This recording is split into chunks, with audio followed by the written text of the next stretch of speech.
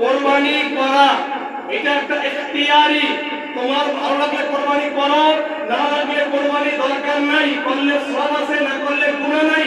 এটা একটা viral topic ইউটিউবের। আমি জানতে চাই আমরা কি এটাকে মানি? না। আসতে বলুন না।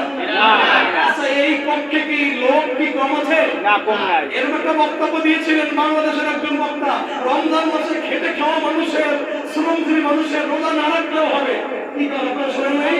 এই কথা বলে তাদের উদ্দেশ্য হলো যে আমাকে একটু ভাইরাল হওয়া, আমি একটু সুপার হিট হব, আমি জাতির কাছে সবার জনপ্রিয় হব। সাকসিরা সেলসরা জনপ্রিয়তা চায় না, আল্লাহর প্রিয়তা চায়। ঠিক কিনা বলে? সেই প্রিয়তার জন্য আজকে আমাদের সময় হয়েছে কোরবানি করা ওয়াজিব।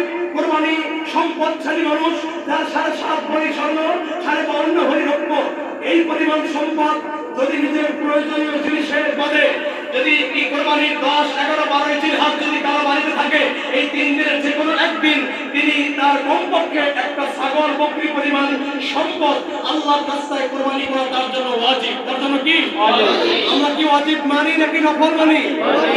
যদি ওয়াজিব না মানো, রাসূল বলেছেন মান কানা লাহু সাআ ওয়ালাম ইউদাহি ফালা ইয়াকরবান্না মুসাল্লানা। যার কোরবানি করার সামর্থ্য হয়েছে সে যদি কোরবানি আদায় না করে, আল্লাহর হাবিব বলেছেন সে যেন মুসলমান ঈদগাহে না আসে। কথা বলে ঠিক কিনা?